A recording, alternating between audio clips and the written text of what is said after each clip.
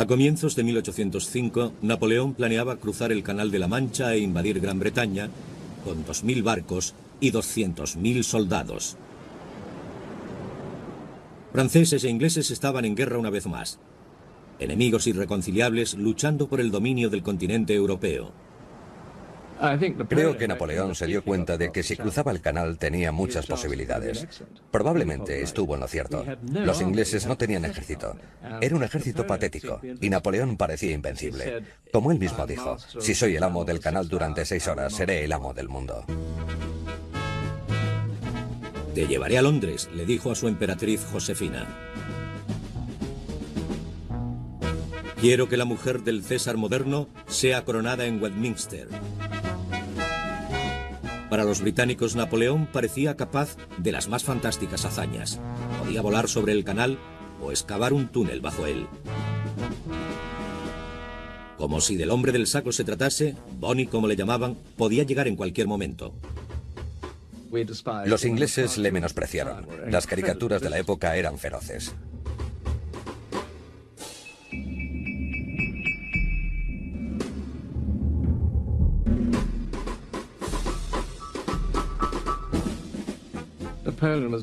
Napoleón era retratado como un pequeño corso advenedizo y Josefina como una fulana. Era un enano enfrentándose al gran poder del sistema británico. Por otra parte, las madres le decían a los niños por la noche, si no rezas tus oraciones, Bona vendrá a por ti. Los colegiales ingleses estaban aterrorizados por una nana popular. Niño, niño, niño travieso, calla, no digas una palabra. Calla, no digas nada, o Bonaparte vendrá y te llevará. Niño, niño, él te oye cuando pasa por la casa. Y miembro a miembro te los arrancará, como se matan el gato y el ratón.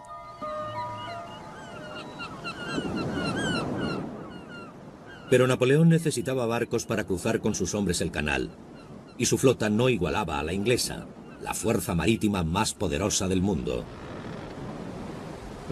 La Marina Real siempre estaba allí y Napoleón decía desesperado, vaya donde vaya, siempre me encuentro con la Marina Real.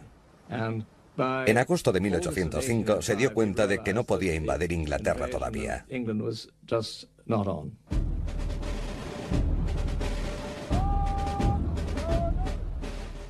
A finales de verano, Napoleón hizo desfilar a sus soldados por la costa del canal.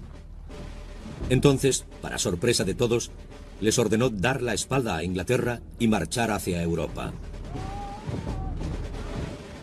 Austria y Rusia se habían unido a Inglaterra formando una alianza para destruirle. Cientos de miles de soldados rusos ya se habían adelantado para unirse a sus aliados austriacos. Napoleón había heredado la lucha iniciada 10 años atrás, cuando la Francia revolucionaria se había enfrentado a los monarcas de Europa que decidieron detener la revolución antes de que se extendiera. Napoleón heredó el extraordinario dinamismo de la Revolución Francesa. Todos los que tenían una corona sobre su cabeza pensaron que lo que le había ocurrido a Luis XVI podía pasarle a él. Napoleón representa la revolución y su expansión. No solo una expansión territorial, sino también una expansión de las ideas revolucionarias. Napoleón se dirigió a Europa con sus bayonetas, pero también con el Código Civil.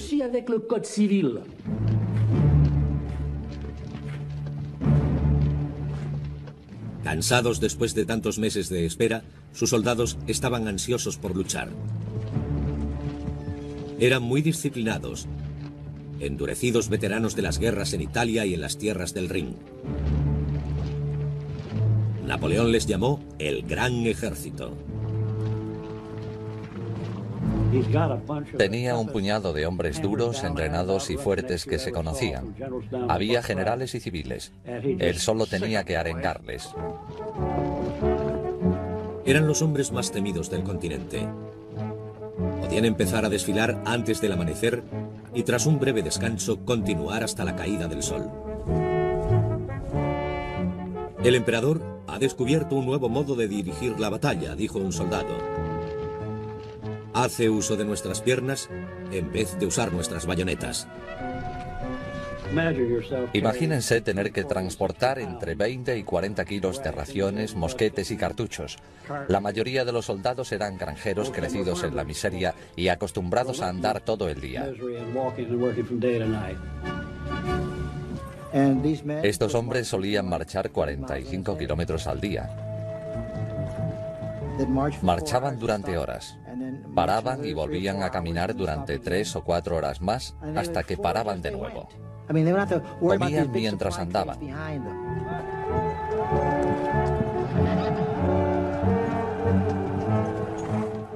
El gran ejército presentaba una visión impresionante. Los espléndidos uniformes ayudaban a los soldados a sentirse más fuertes, más grandes y valientes de lo que eran. Les hacían olvidar los brutales acontecimientos de la guerra. Lucharían por riqueza, por la gloria de Francia y por devoción a su emperador. Napoleón era muy popular entre sus soldados. Desarrolló una especie de culto al emperador. Era muy inteligente. Sabía cómo hablar a la gente sencilla, especialmente a sus soldados. Cuando pasaba revista al ejército o cuando estaba en la batalla, podía recordar qué oficial dirigía esa batalla, qué regimiento, qué división o qué batallón, y preguntaba por qué un soldado estaba en un sitio y no en otro. Una vez preguntó, ¿quién es el hombre más valiente de esta unidad? El oficial dijo, este hombre. Napoleón cogió la medalla de la Legión de Honor de su propio abrigo y se la puso al soldado. Imagine el efecto de este hecho. Sus soldados le idolatraban. Estaban ansiosos por escuchar unas palabras o por recibir un tributo mayor reservado a los más valientes. Un afectuoso tirón de orejas. Medía 1,58 m. Con una mano siempre bajo su abrigo, inventó una pose común en aquella época y se apropió de ella. Su pequeño abrigo y sombrero eran su propaganda. Había creado un personaje sencillo y austero, pero fácilmente reconocible. Apeló a sus soldados para que llevaran las mismas ropas. Los soldados veían a un hombre que vestía como ellos, no como los generales y los mariscales, sino como los soldados.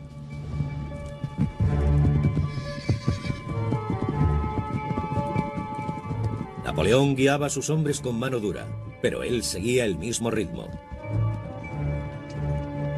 Podía montar a caballo durante 10 horas seguidas. A menudo comía montado en el caballo. Dormía en una pequeña tienda de campaña o bajo las estrellas, tumbándose en su saco de dormir a las 8 y levantándose tan solo unas horas después para pasar el resto de la noche estudiando informes y planeando estrategias.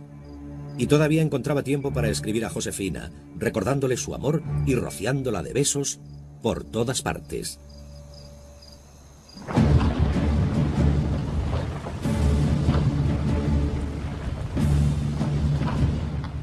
El verano dejó paso al otoño.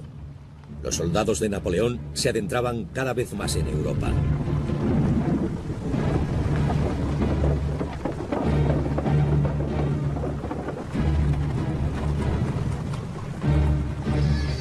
Esperándoles se encontraban los dos ejércitos enemigos que les superaban en número a razón de 2-1. Rusos y austriacos planeaban vencer a los franceses gracias a la superioridad numérica. Los rusos y los austríacos pensaron que podrían con él fácilmente. Estaban convencidos de que una vez que estuvieran en el centro de Europa podrían acabar con él. Pero Napoleón vio al momento el defecto de la estrategia aliada. Sus fuerzas estaban dispersas por todo el continente. Moviéndose rápidamente podía atacar a los austríacos antes de que llegaran los rusos.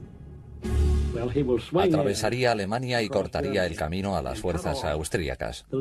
Su plan era atacar primero con sus fuerzas y capturar a aquellos soldados antes de que pudieran reagruparse. En menos de 6 semanas, los franceses llegaron al Danubio y capturaron por sorpresa al ejército austriaco del general Karl Marx.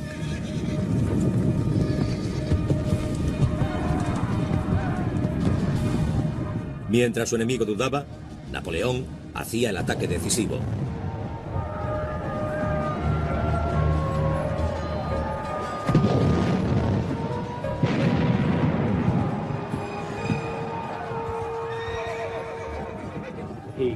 Cuando él apareció detrás de ellos, cualquier general sensato hubiera huido. Pero el general austríaco Mack decidió luchar y mantuvo su posición, por lo que Napoleón le rodeó con su ejército y le aisló, obligándole a rendirse en cuestión de días.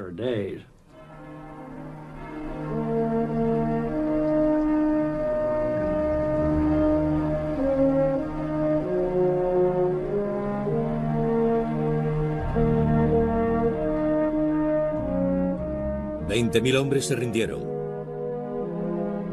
Mack había perdido a casi todo su ejército. No quería luchar más que con los ingleses, dijo Napoleón al general austríaco derrotado, hasta que tú llegaste y me provocaste. Todo imperio tiene un fin.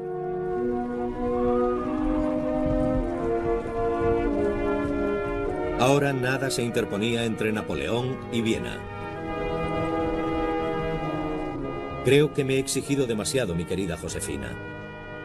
8 días bajo la lluvia con los pies fríos me han servido de poco. Pero tengo que cumplir mi objetivo. He destruido al ejército austriaco.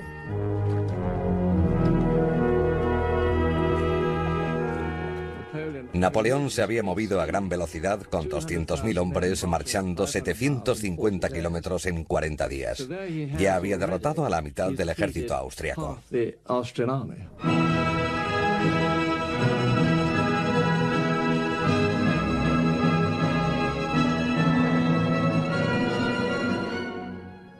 El 14 de noviembre, Napoleón llevó a sus soldados a Viena, capital del Imperio austriaco.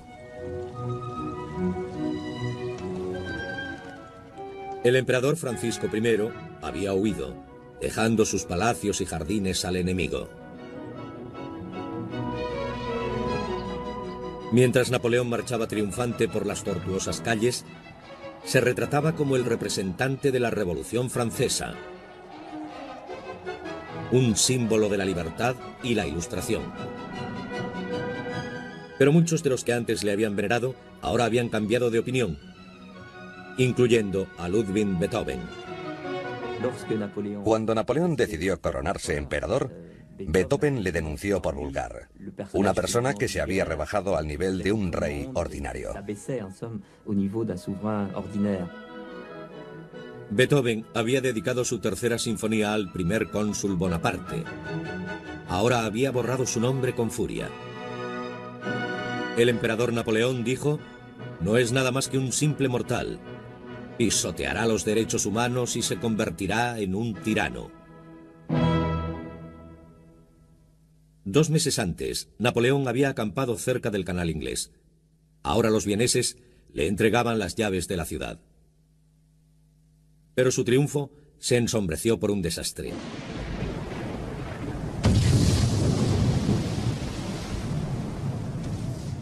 El 21 de octubre, el almirante inglés Horatio Nelson había capturado a la flota francesa en Trafalgar, destruyéndola casi por completo, aunque le costó su propia vida.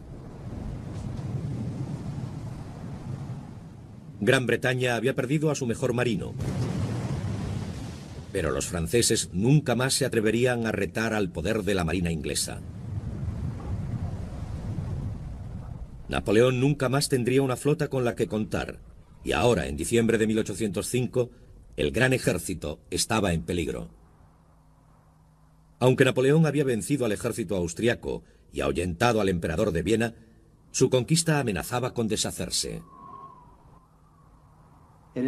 Era invierno, diciembre, hacía frío. Estaba rodeado de una población hostil.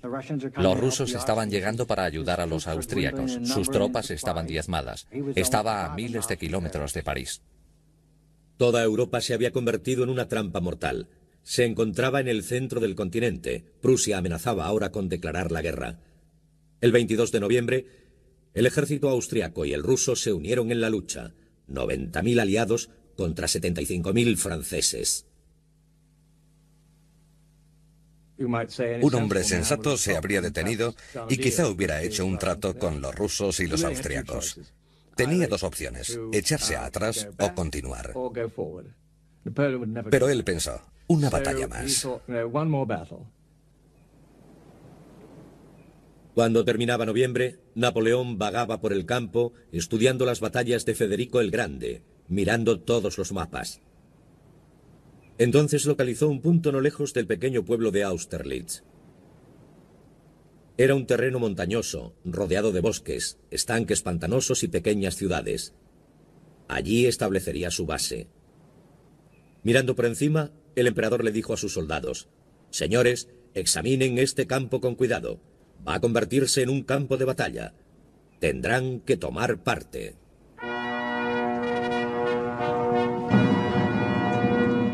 $70.000 soldados rusos también tomarían parte, dirigidos por el propio zar Alejandro. Con solo 28 años, le dijo a uno de sus ayudantes: «Estoy ansioso por experimentar y ganar una batalla». Quería cubrirse de gloria al derrotar al invencible Corso.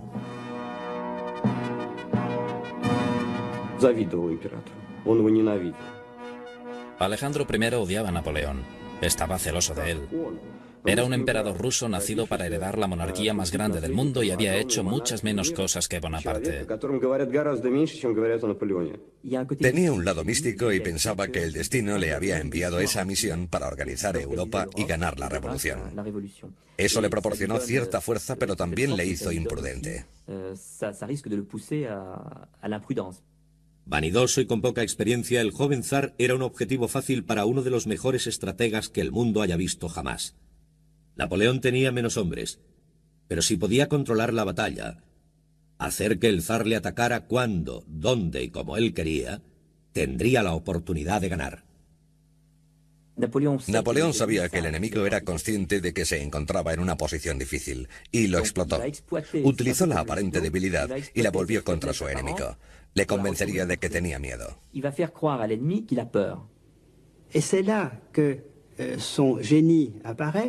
Así es como demostraba su ingenio. Haría pensar al enemigo que era más débil de lo que realmente era para que éste atacase primero.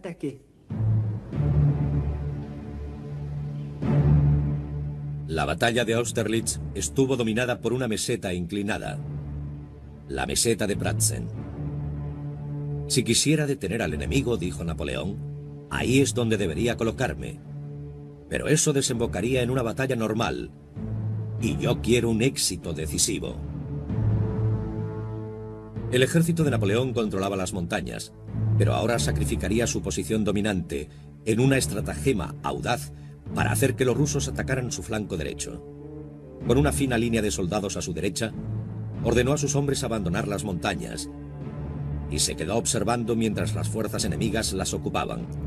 Los rusos pensaron que lo habían conseguido. Los franceses contaban con pocas tropas y ellos podían atacar por el sur y acabar con ellos. Napoleón conocía a sus hombres. El zar organizó una reunión urgente y discutieron sobre un ataque inminente.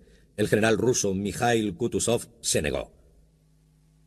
Ciego de un ojo por una herida de guerra, el veterano borrachín despreciaba a sus aliados austríacos y temía a Napoleón. Kutuzov intentó calmar el fervor del zar.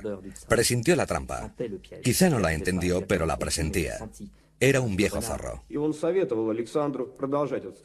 Advirtió a Alejandro que esperara, pero no le hizo caso. Era un joven zar ruso. Tenía más hombres que Napoleón y no podía aceptar la idea de que Napoleón no fuera vencido. También estaba rodeado por jóvenes soldados de las familias más aristocráticas de Rusia y dijo: Napoleón debe ser derrotado cuanto antes. Pensaban que Napoleón les tenía miedo y que debían atacarle cuanto antes. La lógica del plan de batalla era correcta, pero olvidaron contra quién iban a luchar.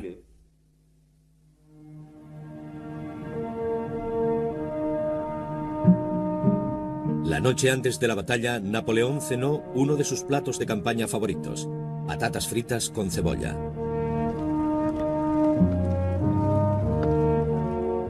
Por todo el campo francés, sus soldados cantaron sus sonatas nocturnas. Ya había pasado revista a sus tropas y había preparado alguno de los cañones él mismo. Apareció como un modelo de optimismo y confianza. Mientras pasaba entre sus hombres, estos le gritaban «¡Larga vida al emperador!» y ondeaban antorchas encendidas. El campo resplandecía con las luces. Los generales rusos y austríacos que observaban la escena desde lejos pensaban: los franceses están quemando su campamento porque planean rendirse.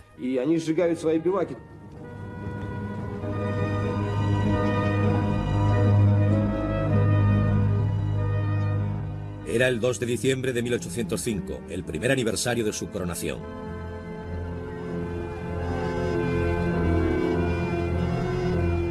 Napoleón dijo a un ayudante: «Esta es la noche más agradable de toda mi vida».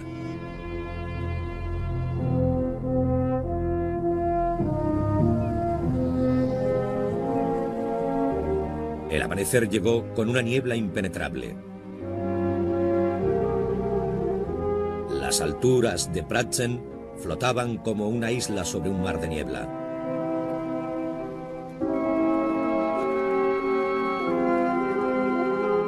Los soldados de Napoleón se despertaron temprano y, temblando de hambre y cansancio, se prepararon para una lucha que él sabía que sería la última.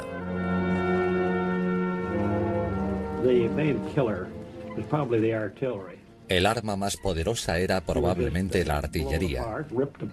Disparaban, atacaban y mataban. Cuando se acercaban en combate cuerpo a cuerpo, se luchaba con bayoneta, lo que era mortal. Había más muertos que heridos. Y también se encontraba la infantería, las armas pesadas. Lo destrozaban y lo aniquilaban todo.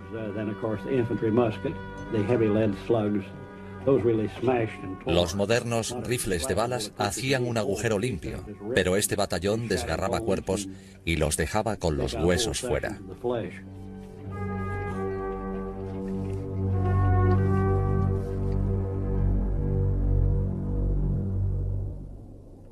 Desde su puesto de mando en la meseta de Pratzen, el zar, ansioso por iniciar la batalla, ordenó a los aliados que bajaran de las colinas hacia el débil flanco derecho de Napoleón, ubicado en el pequeño pueblo de Telnitz.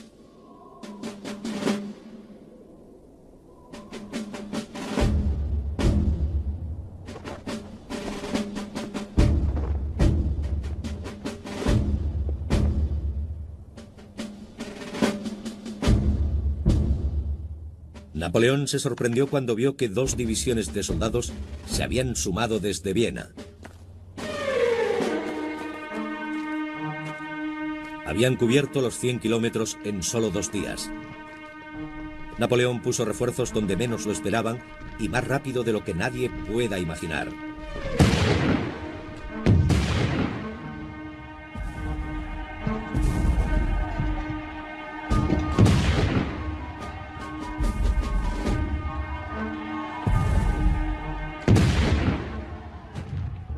Sus tropas, cansadas tras la larga marcha desde Viena, lucharon por continuar. Por ahora, dijo Napoleón, el enemigo está actuando como pensaba, dirigiendo las maniobras según sus órdenes. Napoleón había querido que el enemigo atacara su débil flanco derecho. Ahora tenía suficientes tropas para defenderlo y más que suficientes para su plan: un ataque a la meseta Pratzen que fue abandonada con poca defensa. Napoleón observaba desde su puesto de mando la batalla, esperando liberar su trampa. Escondido entre la niebla, al fondo del valle debajo de la meseta, había 2 divisiones francesas, 17.000 hombres.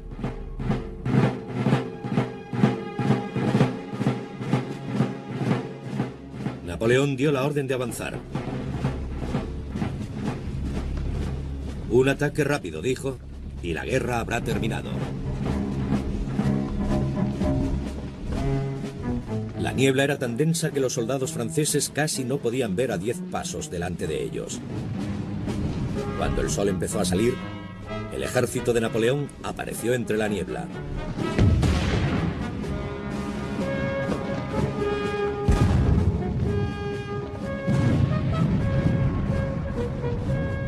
En lo alto de la meseta de Pratzen, el zar observaba la materialización de los franceses en el valle. «Han salido del cielo», le dijo a un ayudante.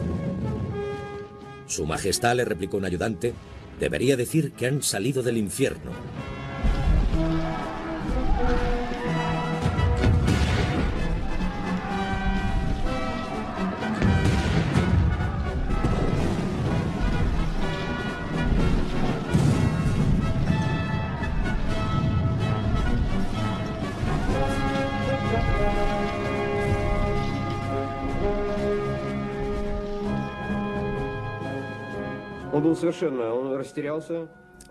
Alejandro no sabía qué hacer.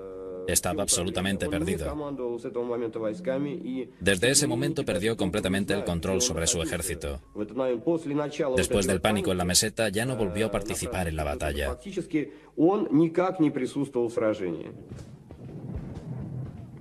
Siendo atacados cuando pensaban que eran ellos los que atacaban, dijo Napoleón, se verán a sí mismo medio vencidos. A las 9:30, los franceses controlaban la meseta de Pratzen y demolieron el centro de la posición aliada. Napoleón barrió el campo de batalla y atacó a los aliados desde atrás. A las 5, Austerlitz quedaba en silencio.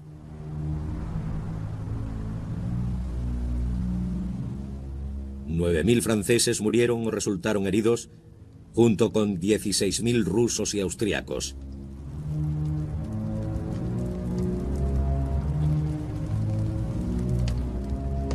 El zar y su ejército se retiraron.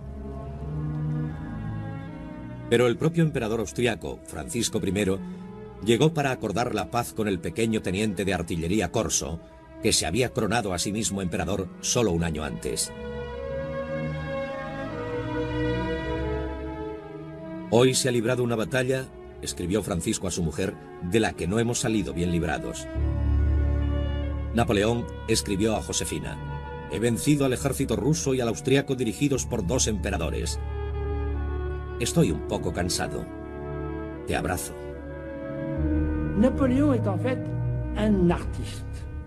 Napoleón era un artista. Siempre trataba las campañas militares como un arte. Si los acontecimientos le imponían una solución, pensaba y encontraba una solución. Le encantaba la guerra, no hay duda. Pero le encantaba la guerra como arte. Austerlitz había encumbrado la estrella de Napoleón a cimas más altas. Había logrado su mayor victoria, la victoria de la que podría sentirse más orgulloso. «Soldados», dijo, «estoy contento con vosotros. Habéis decorado vuestras águilas con una gloria inmortal. Seréis recompensados con alegría y para vosotros será suficiente con decir, estuve en la batalla de Austerlitz, para que la gente responda, ahí va un valiente».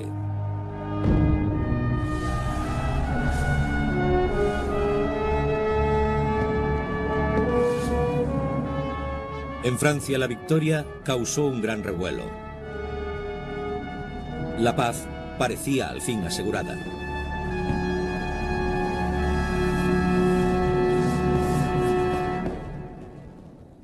Pero 6 meses después, Napoleón seguía en Europa, preparándose de nuevo para la guerra. Entre los soberanos establecidos dijo, la guerra nunca va más allá de la posesión de una provincia o una fortaleza. Pero para mí, el riesgo significa siempre mi existencia y todo el imperio. La conquista me ha hecho ser lo que soy.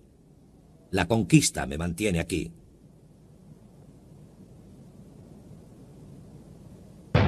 Alarmados por el creciente poder de Francia, los prusianos le retaron.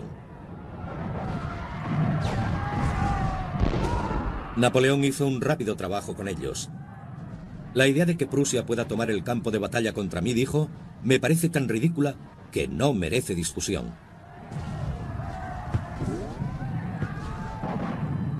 En menos de 3 semanas, hizo rendirse a los prusianos tomando 140.000 prisioneros y dejando 25.000 muertos o heridos. El poder del ejército prusiano había sido destrozado por completo.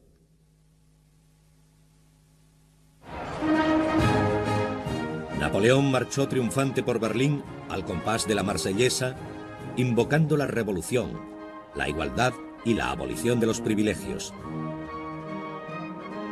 Ahora el amo de la Europa occidental acababa con las leyes feudales y obligaba a los países que había conquistado a aceptar las nuevas leyes que había creado para Francia, el Código Civil. Pero él no gobernó en nombre de la libertad. Me he dado cuenta, dijo, que los hombres no han nacido para ser libres. La libertad es una necesidad de una pequeña clase de gente cuya naturaleza les ha dotado de mentes más nobles que las del resto de los hombres. Reinó como los reyes, con 44 palacios diferentes, incluyendo Fontainebleau. Creía que su propia gloria, la gloria de Francia y el espíritu de la revolución eran lo mismo.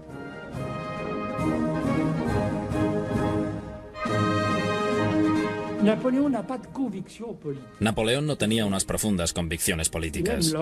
Amaba el orden, amaba la autoridad, amaba las organizaciones bien dispuestas.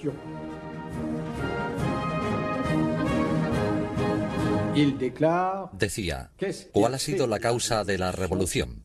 La vanidad. La libertad ha sido solo un pretexto.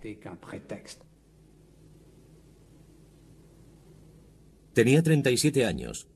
Su genio como general había transformado a Francia en imperio de muchas naciones. Ahora podía emplear toda su energía en dedicarse a gobernarlas. Mantenía sus ojos bien abiertos. Disolvió el gueto judío en Roma, ordenó la ejecución de un librero en Nuremberg por haber impreso un panfleto hostil y se inventó un currículum para el colegio de una niña. Dijo que el trabajo estaba hecho y que estaba cansado. También dijo, no hay límites en cuanto al trabajo que puedo realizar. La jornada de Napoleón duraba 24 horas. No necesitaba dormir mucho.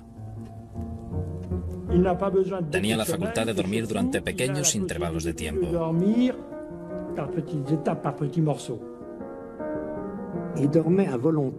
Dormía cuando quería, se sentaba en una silla durante 5 o 10 minutos. Esa era su gran fortaleza.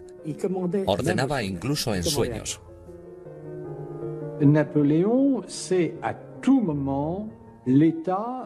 Napoleón siempre conocía el estado de sus finanzas, el estado de su administración y de su ejército.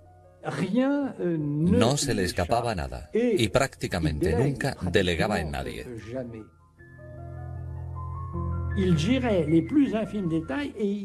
Estaba al tanto de los más mínimos detalles. Intervenía en asuntos administrativos que afectaban a todo el imperio. Tenía una memoria prodigiosa. Entendía todo rápidamente. Tenía una gran mente analítica.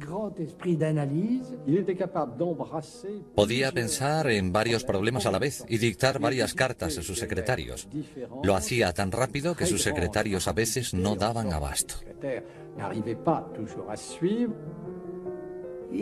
Podía dictar 125 cartas, planear la organización del gobierno y la artillería, el número de botones de un abrigo y conferencias en un día. Los momentos de relax de Napoleón eran muy breves. Le gustaban los baños calientes y ordenaba a su ayuda de cámara que le rociara con agua de Colonia. A Napoleón le gustaba mucho el agua de Colonia. Se lavaba cuidadosamente los dientes. En aquella época no había pasta de dientes, pero lo hacía con mucho cuidado. Cuidaba mucho su aspecto personal. Las exquisiteces le aburrían. Prefería el pollo cocido con cualquier tipo de salsa y los macarrones con queso parmesano. La verdad es que no era un sibarita. No se preocupaba de lo que comía y comía muy rápido. Sus cenas duraban 15 o 20 minutos, mientras que el resto de la gente tardaba 2 horas y media. Como miembro de familia corsa, convirtió a sus hermanos y hermanas en miembros de la realeza. Luis se convirtió en rey de Holanda, José en rey de Nápoles y Jerónimo en rey de Westfalia. Necesito a mi familia para estabilizar mi dinastía, decía. Si distribuyera los tronos de acuerdo al mérito, tomaría unas decisiones diferentes. Hizo a su hermana Carolina reina a Paulina princesa y a Elisa duquesa. A su madre la recompensó con el título de Madame Mère.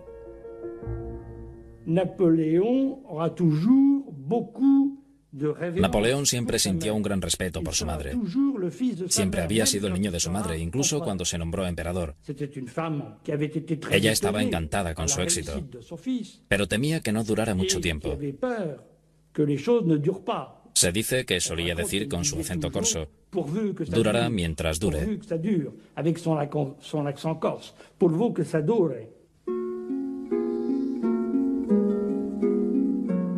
Mientras Napoleón pasaba largos meses de campaña lejos de Francia, Josefina pasaba el tiempo en Malmaison. No se encontraba cómoda viviendo en los palacios de las grandes familias reales. No estoy preparada para tanta grandeza, decía. Me siento como el fantasma de la reina preguntándome qué hago en su cama. Malmaison fue el refugio de Josefina. Allí cuidaba sus jardines, importaba plantas exóticas, árboles y flores de todo el mundo.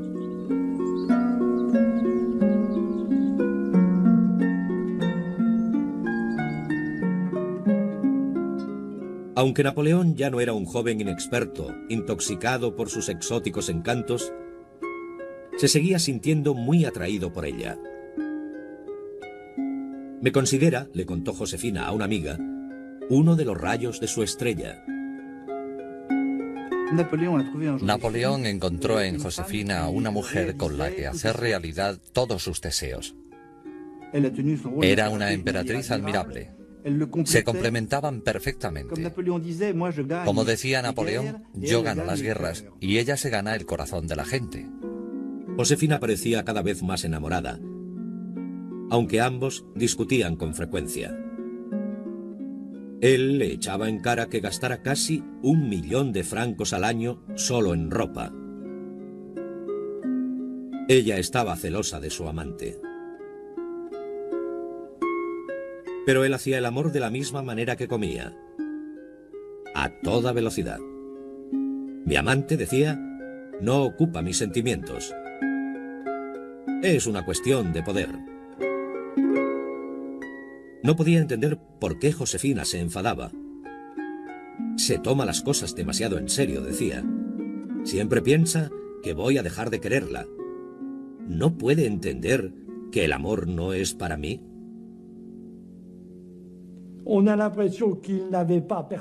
Parece que no tenía demasiadas necesidades sexuales. En cualquier caso, tuvo amantes porque era lo que se hacía en la época. Era normal que los soberanos tuvieran amantes. Tuvo relaciones esporádicas y Josefina se enteraba de todas. Al final, con el tiempo, crearon una gran camaradería. Habían alcanzado la cima juntos. Si Josefina le hubiera dado un hijo, él hubiera sido el hombre más feliz del mundo.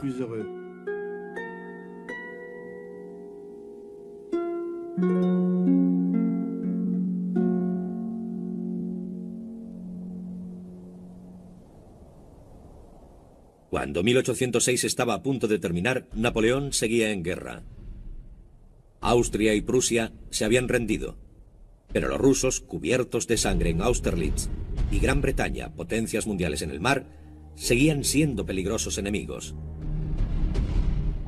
Contra Inglaterra hizo una guerra económica, un bloqueo continental, prohibiendo a los países europeos que comerciaran con las islas británicas.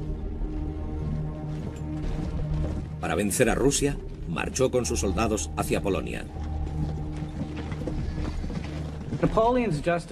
La justificación de Napoleón era que había que hacer la guerra contra los adversarios y vencerlos a toda costa.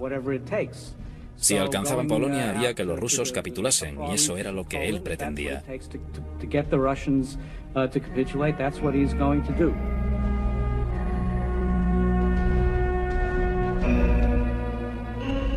Napoleón estaba en Varsovia cuando quedó atónito por las noticias de un ataque sorpresa ruso. Se retiró primero a Eylau, a 230 kilómetros de la frontera rusa. Luego a la vecina Friedland.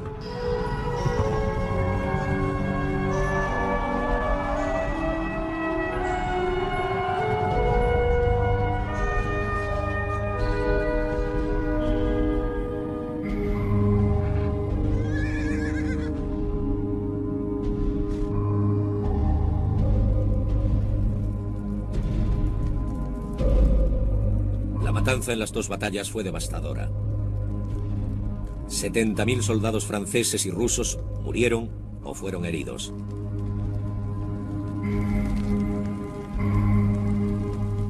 Ya no es un combate, escribió un general ruso al zar. Es una carnicería. El ejército de Napoleón estaba destrozado y diezmado. El ejército del zar estaba destruido. Alejandro dudaba sobre el siguiente paso. Cuando Alejandro I pensaba qué hacer tras la batalla de Friedland, su hermano Constantino dijo: Señor, si consideras la idea de luchar contra los franceses, deberías darle a cada soldado un arma y dejar que se pegara un tiro en la cabeza. El resultado sería el mismo.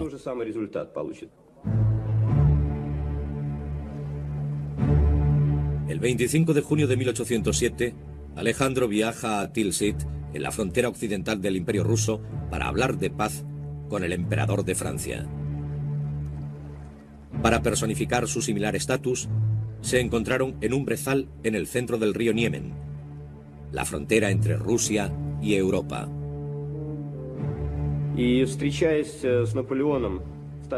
Cuando el zar se encontró con Napoleón, tenía un objetivo en mente: encontrar una solución pacífica que le beneficiara. Y lo primero que le dijo en francés a Napoleón fue: Señor, odio a los ingleses mucho más que usted. Y Napoleón dijo: entonces podemos acordar la paz.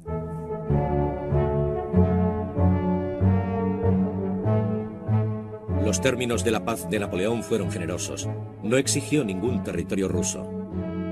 A cambio, el zar aceptó convertirse en aliado de Francia, unirse al bloqueo continental y negarse a comerciar con Gran Bretaña. Napoleón quería tener a este aliado y estaba preparado para sacrificarse por ello. La alianza entre Rusia y Francia, dos grandes imperios, obligaría a los ingleses a acordar la paz. Finalmente, habría paz en Europa.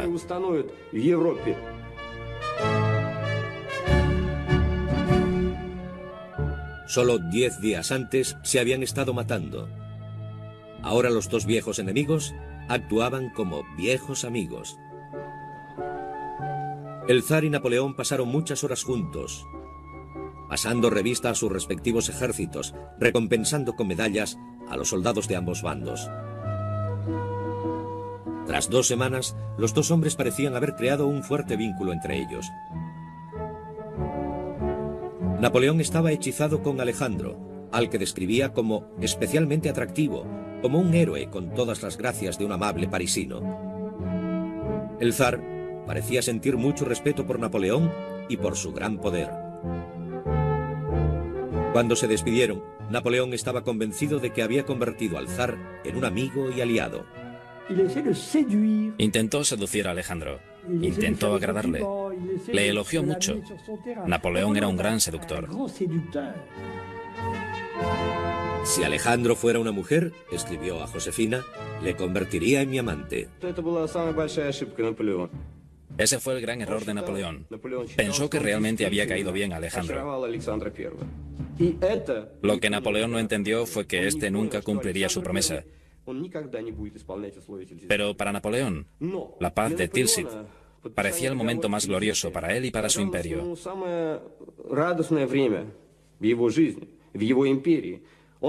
Volvió a París en julio de 1807 rodeado de grandes celebraciones.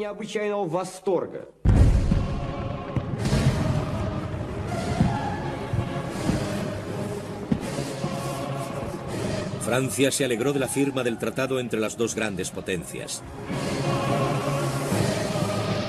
Una vez más, la paz en Europa parecía asegurada.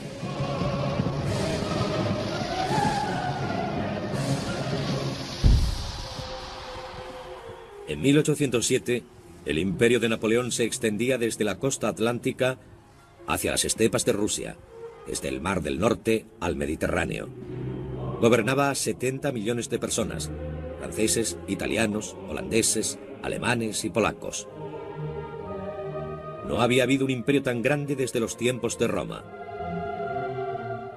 Orgulloso de su poder, soñó con unir a toda Europa bajo las leyes francesas.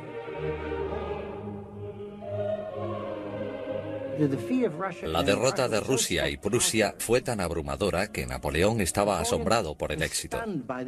Nunca había imaginado tal hazaña. Empezó a pensar que podía hacer cualquier cosa.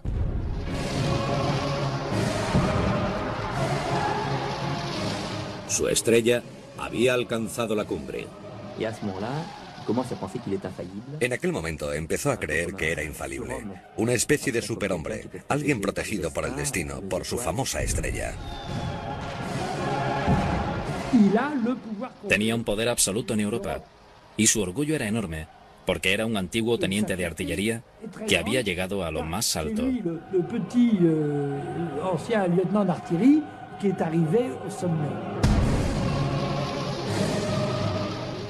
La ambición nunca está satisfecha, escribió una vez Napoleón, incluso en la cumbre de la grandeza.